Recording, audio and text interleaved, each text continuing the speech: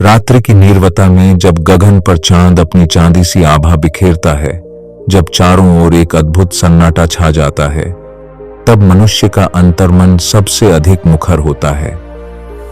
ऐसी ही किसी रात कल्पना कीजिए कि महाभारत का युद्ध अभी प्रारंभ नहीं हुआ। कुरुक्षेत्र का मैदान निस्तब्ध खड़ा है। शंख अभी तक नहीं बजे, रथों के पहिए मिट्टी पर थमे हुए हैं और अर्जुन अपने ही अंतर्मन के गहरे अंधकार में खड़ा है। उसकी आंखों में संशय है, उसके हृदय में कंपकंपी है और उसके चारों ओर अनगिनत भावनाओं का सागर उफान मार रहा है। अर्जुन जानता है कि युद्ध अपरिहार्य है।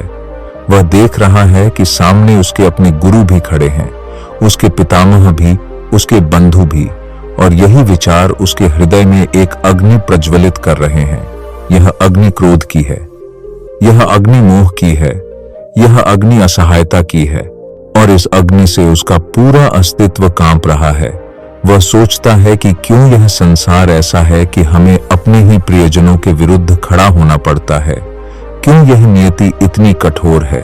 और उसी क्षण उसके अंतर में एक सवाल उठता है, आखिर क्रोध क्या है? क्या यह वही ज्वाला है जो उसकी आत्मा को जला रही है? इसी समय उसके सारथी स्वयं योगेश्वर श्री कृष्ण मुस्कुराते हैं। उनके होठों पर एक दिव्य शांति है, उनके नेत्रों में अनंत गहराई है और वे अर्जुन के व्याकुल मन को पढ़ लेते हैं। वे धीरे से कहते हैं, पार्थ, जो तुम अनुभव कर रहे हो वह केवल मोह का परिणाम नहीं, यह क्रोध की छाया भी है। क्रोध वह अग्नि है जो मनुष्य की विवेक बुद्धि को भस्म कर देती है। जैसे तेज आंधी दीपक की लौ को बुझा देती है, वैसे ही क्रोध मनुष्य की आत्मा में जलते ज्ञान के दीप को बुझा देता है। अर्जुन ध्यान से सुन रहा है, उसकी सांसें भारी हो रही हैं और श्री कृष्ण का स्वर उस निस्तब्धता में गूंज रहा है। वे कहते हैं, क्रोध तब उत्पन्न होता है जब तुम्हारी इच्छाएं पूर्ण नहीं होती, जब तुम्हें लगता है कि संसार तुम्हारे अनुरूप नहीं चल रहा। तब तुम्हारे भीतर असंतोष जन्म लेता है। वही असंतोष धीरे धीरे धुएं की तरह फैलकर क्रोध की आग में बदल जाता है और यह आग सबसे पहले तुम्हें ही जलाती है। शत्रु बाद में जलते हैं, प्रियजन बाद में दुखी होते हैं, लेकिन सबसे पहले तुम्हारी आत्मा जलती है, तुम्हारा मन जलता है, तुम्हारी शांति भस्म होती है। अर्जुन पूछता है, माधव, यदि क्रोध इतना विनाशकारी है तो मनुष्य इससे कैसे बच सकता है? क्योंकि यह तो अचानक आ जाता है, यह तो बिना बुलाए आता है और हमें अपने वश में कर लेता है। तब श्री कृष्ण कहते हैं, पार्थ, क्रोध को जीतने का मार्ग संयम है, धैर्य है और सबसे बढ़कर आत्मचिंतन है। मनुष्य को चाहिए कि वह अपने मन को पहचानना सीखे, वह अपनी इच्छाओं की सीमा को समझे, क्योंकि इच्छाएं जितनी अनंत होंगी क्रोध उतना ही प्रबल होगा। कृष्ण की वाणी बह रही है जैसे गंगा का निर्मल प्रवाह। वे कहते हैं, जब तुम्हारी कोई इच्छा पूर्ण नहीं होती तो मन भटकता है, मन भटकता है तो मोह जन्म लेता है, मोह से क्रोध उत्पन्न होता है और क्रोध से विवेक नष्ट होता है, विवेक नष्ट होता है तो स्मृति जाती रहती है, स्मृति जाती है तो बुद्धि नष्ट हो जाती है और बुद्धि नष्ट होते ही मनुष्य पतन को प्राप्त होता है। यह श्रृंखला अपरिवर्तनीय है। यही कारण है कि गीता में मैंने कहा है, क्रोधात् भवति सम्मोह, सम्मोहात् स्मृति विभ्रमः, स्मृतिभ्रंशात् बुद्धिनाशो, बुद्धिनाशात् प्रणश्यति। यह श्लोक केवल शब्द नहीं है, यह जीवन का सत्य है। क्रोध तुम्हारे विवेक को चुराकर तुम्हें पशु समान बना देता है। पशु क्षणिक उत्तेजना में कार्य करता है, परंतु मनुष्य का धर्म है धैर्य, मनुष्य का धर्म है संयम, मनुष्य का धर्म है विवेक। और जब मनुष्य इस धर्म को भूल जाता है तब वह अपने ही हाथों अपने जीवन का नाश करता है। कुरुक्षेत्र का मैदान मौन है, परंतु श्री कृष्ण की वाणी में ब्रह्मांड गूंज रहा है। वे अर्जुन को समझाते हैं कि क्रोध शत्रु पर विजय पाने का साधन नहीं है, यह आत्मा की हार है, यह मन की पराजय है। और जो स्वयं पर विजय नहीं, वह संसार पर क्या विजय पाएगा? इसलिए हे पार्थ, यदि तुम सच में विजय होना चाहते हो तो सबसे पहले अपने क्रोध पर विजय पाओ। अर्जुन के मन में अनगिनत प्रश्न हैं। वह सोचता है कि संसार में हर मनुष्य क्रोध करता है, छोटे से लेकर बड़े तक, और कई बार तो क्रोध को वीरता का प्रतीक भी माना जाता है। लेकिन श्री कृष्ण मुस्कुराते हैं और कहते हैं, नहीं पार्थ, वीर वह नहीं जो क्रोध में तलवार उठा ले। वीर वह है जो क्रोध को सह ले। वीर वह है जो अपमान सहकर भी शांत रह सके, क्योंकि जो स्वयं पर नियंत्रण रख सकता है वही सच्चा नायक है। वे आगे कहते हैं, क्रोध में मनुष्य दूसरों को दुखी करता है, यह तो सब जानते हैं, परंतु गहन सत्य यह है कि क्रोध में मनुष्य स्वयं को सबसे पहले नष्ट करता है। जैसे विषपान करने वाला सोचता है कि इससे शत्रु मरेगा, परंतु विष सबसे पहले उसी के प्राण हर लेता है, वैसे ही क्रोध में मनुष्य यह समझता है कि वह दूसरों को जलाएगा, परंतु यह अग्नि सबसे पहले उसी के हृदय को भस्म कर देती है। कृष्ण की वाणी में करुणा है, शांति है, और अर्जुन का हृदय धीरे धीरे उस दिव्य शांति को अनुभव करने लगता है। वह अपने भीतर उठते तूफान को थमता महसूस करता है और उसे प्रतीत होता है कि क्रोध वास्तव में शत्रु नहीं है। यह केवल एक दर्पण है जो यह दिखाता है कि तुम्हारी इच्छाएं कितनी असंतुलित हैं, तुम्हारा मन कितना असंयमित है। इसलिए क्रोध का समाधान बाहर नहीं, भीतर है, आत्मा के गहरे तल पर है। क्रोध की अग्नि जब मनुष्य के भीतर उठती है तो वह केवल बाहर को नहीं जलाती, वह सबसे पहले भीतर को ही भस्म करती है। जैसे कोई अंगार धीरे धीरे हाथ को जलाता है और फिर पूरी देह को आग की भेंट चढ़ा देता है, वैसे ही क्रोध का एक छोटा सा बीज यदि समय रहते न रोका जाए तो वह मनुष्य के जीवन को ध्वस्त करने वाली ज्वाला बन जाता है। श्री कृष्ण ने अर्जुन से कहा था कि हे पार्थ, जिस प्रकार धुएं से अग्नि ढोंक जाती है, जल से काई ढक जाती है, वैसे ही क्रोध से मनुष्य का विवेक ढोंक जाता है। जब विवेक ही ढोंक गया तो फिर मनुष्य और पशु में भेद क्या रहा। पशु प्रवृत्ति केवल आक्रोश, हिंसा और त्वरित प्रतिक्रिया से चलती है, जबकि मनुष्य की विशेषता है धैर्य, संयम और विचारशीलता। लेकिन जब क्रोध हृदय पर अधिकार कर लेता है तो मनुष्य अपने मूल स्वरूप को भूल जाता है। वह यह भी भूल जाता है कि उसका उद्देश्य क्या है, उसका लक्ष्य क्या है, उसका धर्म क्या है। अर्जुन ने पूछा था, हे माधव, क्रोध तो कभी कभी अचानक ही आ जाता है, जैसे बादल से बिजली अचानक गिर पड़ती है, वैसे ही मन में भी अचानक उबाल आ जाता है। कोई बात बर्दाश्त नहीं होती और भीतर से आग फूट पड़ती है। ऐसा क्यों होता है और इससे कैसे बचा जाए? श्री कृष्ण ने उत्तर दिया, हे अर्जुन, क्रोध का उद्गम इच्छाओं से होता है। जब इच्छाएं पूरी नहीं होती तो मनुष्य चिड़चिड़ा हो जाता है। जब चिड़चिड़ापन गहराता है तो वह क्रोध का रूप ले लेता है। इसलिए सबसे पहला उपाय यही है कि अपनी इच्छाओं पर संयम रखो। जितनी इच्छाएं बेतहाशा बढ़ती जाएंगी, उतना ही क्रोध भी प्रबल होगा। मनुष्य सोचता है कि उसे यह वस्तु मिल जाए, यह सम्मान मिल जाए, यह व्यक्ति उसकी बात मान ले। यदि ऐसा न हो तो वह क्रोध से भर उठता है। किंतु हे पार्थ, जो यह समझ लेता है कि संसार की कोई वस्तु स्थायी नहीं है, किसी व्यक्ति पर अधिकार स्थायी नहीं है, किसी परिस्थिति पर नियंत्रण स्थायी नहीं है, वही व्यक्ति क्रोध से बच सकता है। श्री कृष्ण ने अर्जुन को एक प्रसंग सुनाया। उन्होंने कहा, हे अर्जुन, कल्पना करो कि कोई व्यक्ति गंगा जी के तट पर खड़ा है, एक नाव पर बैठा है और अचानक दूसरी नाव आकर उसकी नाव से टकरा जाती है। यदि उस नाव में कोई व्यक्ति बैठा हो तो वह तुरंत क्रोध कर उठता है कि तू क्यों ध्यान नहीं रख रहा, तूने मेरी नाव क्यों टकराई। लेकिन यदि वही नाव खाली हो और धारा के प्रवाह में बहती हुई उसकी नाव से टकरा जाए तो वह क्रोध नहीं करता। क्यों? क्योंकि वह जानता है कि नाव खाली है, उसमें कोई कर्ता नहीं है। ठीक उसी प्रकार संसार में बहुत सी बातें हमें दुखी करती हैं, लेकिन यदि हम यह समझ लें कि यह सब परिस्थितियों की नाव है, यह भी धारा में बह रही है, इसमें कोई स्थायी कर्ता नहीं है, तो हम क्रोध से बच सकते हैं। अर्जुन ने गहरी सांस ली और कहा, हे केशव, यह ज्ञान बड़ा अद्भुत है, लेकिन जब अपमान होता है, जब सामने वाला हमारी निंदा करता है, जब कोई हमारा अपकार करता है, तब भी मन कैसे स्थिर रह सकता है?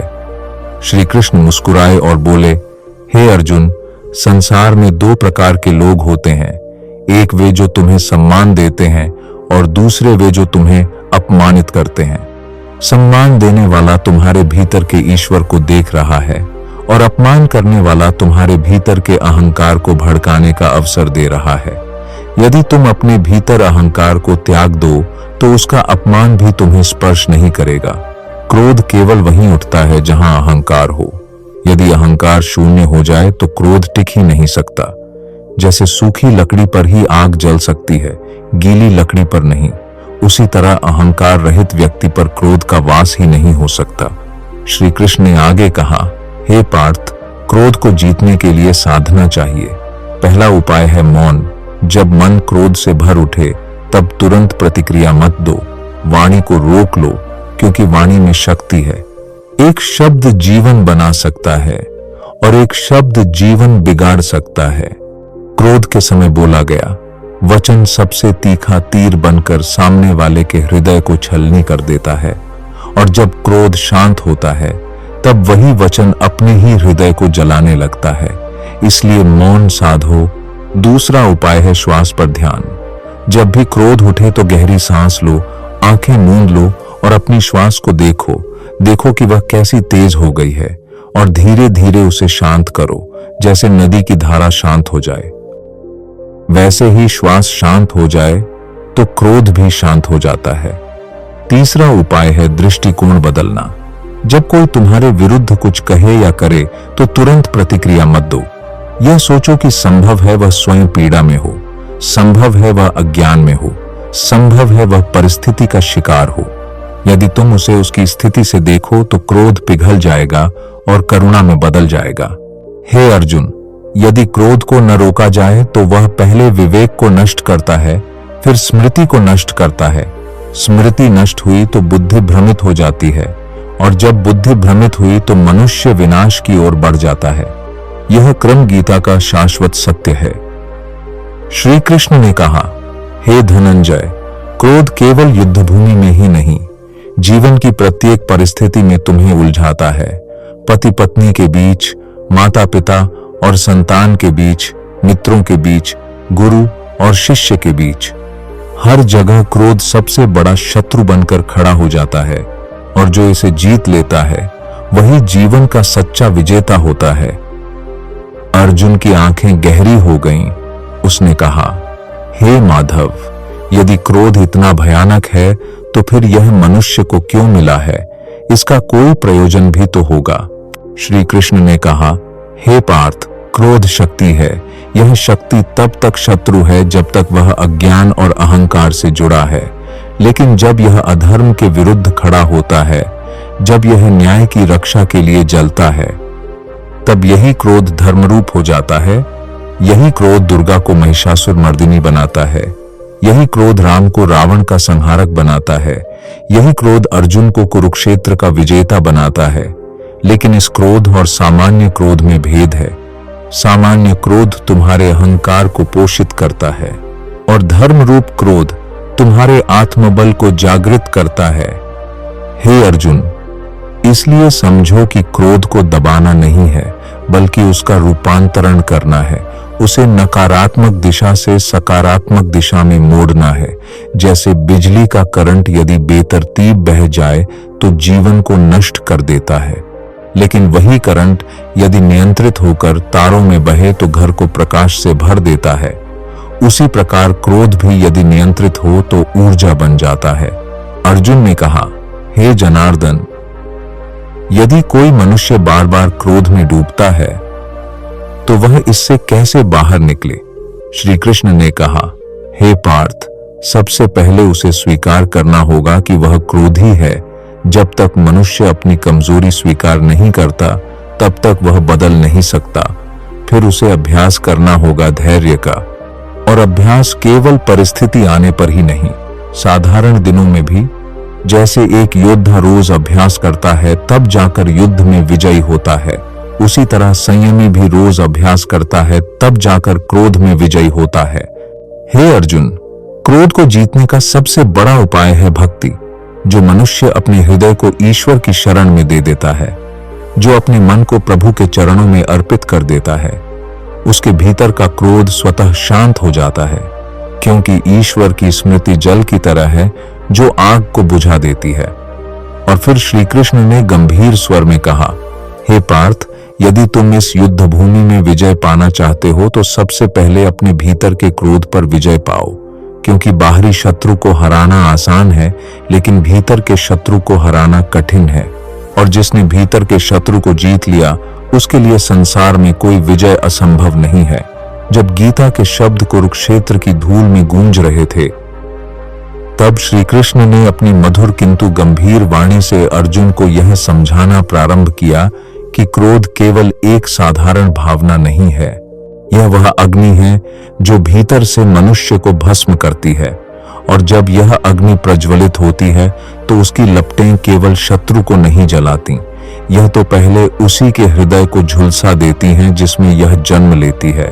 हे पार्थ, यह जान लो कि क्रोध से कभी शांति नहीं उपजती, और बिना शांति के कोई भी साधना सफल नहीं होती। बिना साधना के आत्मज्ञान नहीं होता, और बिना आत्मज्ञान के जीवन केवल अंधकार में भटकता रहता है। अर्जुन विस्मित होकर बोले, हे माधव, यदि क्रोध इतना विनाशकारी है तो यह जन्म ही क्यों लेता है? यह किससे उत्पन्न होता है और क्यों मनुष्य के भीतर अपनी जड़ें जमाता है?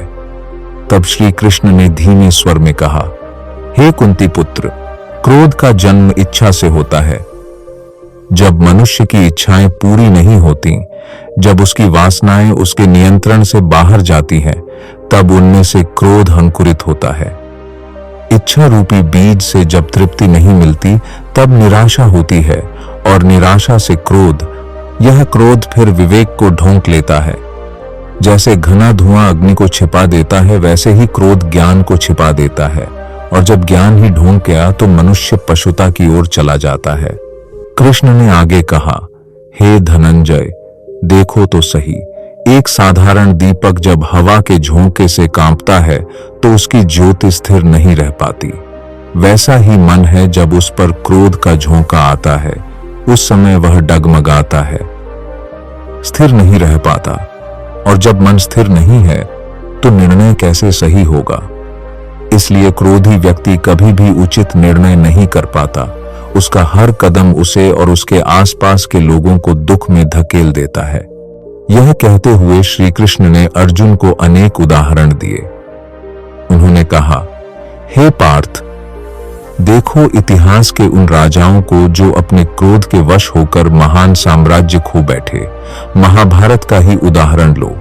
दुर्योधन का क्रोध ही तो था जिसने उसे सत्य और धर्म की राह से भटका दिया।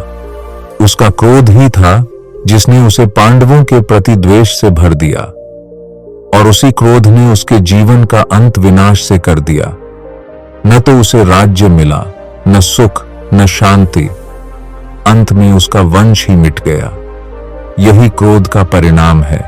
अर्जुन की आंखों में चिंता तैर गई।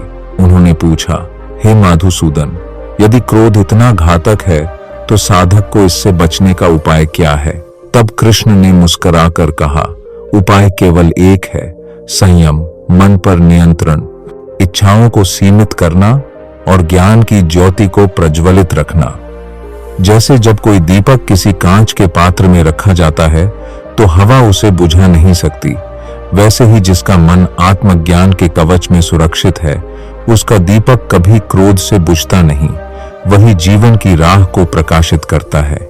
हे पार्थ, जब क्रोध तुम्हारे भीतर उठे तो उसे पहचानो, उसे दबाओ नहीं, क्योंकि दबाया हुआ क्रोध और भी घातक हो जाता है।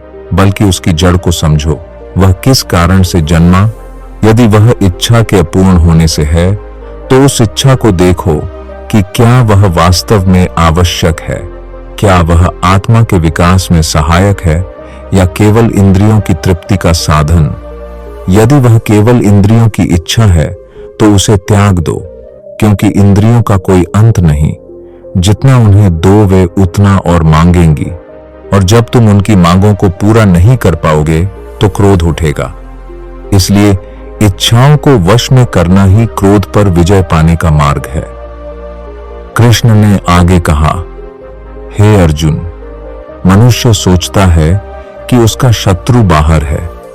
कोई व्यक्ति, कोई परिस्थिति, कोई सांसारिक वस्तु। लेकिन सत्य यह है कि उसका सबसे बड़ा शत्रु उसी के भीतर है, और उनमें से सबसे प्रचंड शत्रु है क्रोध। यही कारण है कि मैं कहता हूं, जो अपने क्रोध पर विजय पा लेता है वही सच्चा वीर है। युद्ध भूमि में लाखों शत्रुओं को जीतना उतना कठिन नहीं जितना कठिन अपने क्रोध पर विजय पाना है, क्योंकि बाहरी शत्रु तो बाहरी प्रहार करता है, पर क्रोध भीतर से आत्मा को ही घायल कर देता है। हे धनंजय, यह स्मरण रखना कि क्रोध क्षणिक होता है, लेकिन उसके दुष्परिणाम जीवन भर रहते हैं। क्रोध में बोला गया एक कठोर वचन रिश्तों को तोड़ सकता है। क्रोध में किया गया एक निर्णय जीवन को बर्बाद कर सकता है, और क्रोध में उठाया गया एक कदम युद्ध का कारण बन सकता है। इसलिए जब क्रोध आए तो मौन धारण करो, गहरी श्वास लो और स्वयं को स्मरण कराओ कि यह क्षण बीत जाएगा। यदि तुमने स्वयं को रोका तो तुम्हारा जीवन सुरक्षित रहेगा, और यदि बह गए तो पश्चाताप ही बचेगा। कृष्ण ने गीता के सार में कहा, कामात क्रोधो भिजायते, अर्थात इच्छा से क्रोध उत्पन्न होता है, क्रोध से मोह उत्पन्न होता है, मोह से स्मृति भ्रंश होता है, स्मृति भ्रंश से बुद्धि नष्ट हो जाती है, और बुद्धि नष्ट होने पर मनुष्य का पतन हो जाता है। यही क्रोध का संपूर्ण चक्र है। यही वह मार्ग है जो जीवन को नरक तक ले जाता है। इसलिए इस चक्र को तोड़ना ही साधना का प्रमुख उद्देश्य है। अर्जुन ने कहा, हे जनार्दन, मैं समझ रहा हूं कि क्रोध वास्तव में कोई बाहरी शत्रु नहीं है।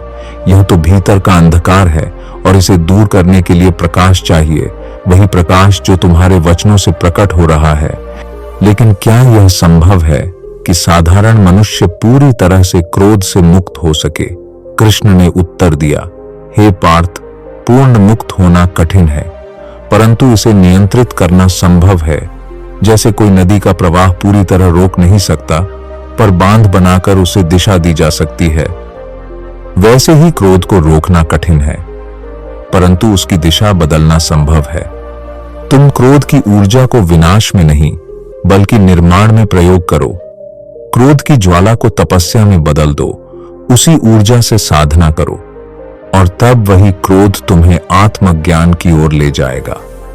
श्री कृष्ण ने आगे कहा, हे अर्जुन, यह जान लो कि संसार में कोई भी भावना व्यर्थ नहीं है। यहां तक कि क्रोध भी यदि सही दिशा में प्रयुक्त हो तो उपयोगी है। जैसे क्रोध अन्याय के विरुद्ध उठे तो वह धर्म की रक्षा करता है। यदि क्रोध अधर्म को मिटाने के लिए हो तो वह शक्ति बन जाता है। लेकिन जब क्रोध स्वार्थ, अहंकार और इंद्रियों की वासना से जन्म ले तो वह केवल विनाश करता है। इसलिए विवेक से यह निर्णय करना सीखो कि तुम्हारा क्रोध धर्म की रक्षा के लिए है या केवल अहंकार की तृप्ति के लिए। इस प्रकार कृष्ण अर्जुन को समझाते रहे, और अर्जुन का मन धीरे धीरे शांत होता गया। उसके चेहरे पर स्थिरता लौटने लगी, जैसे कोई तूफान थम जाए और समुद्र पुनः शांत हो जाए। वैसे ही अर्जुन के भीतर का तूफान थमने लगा। वह अब समझ चुका था कि क्रोध से लड़ने का अर्थ उसे दबाना नहीं बल्कि उसे समझना है, उसकी जड़ों को पहचानना है और उसे ज्ञान की दिशा में परिवर्तित करना है। जय श्री कृष्ण।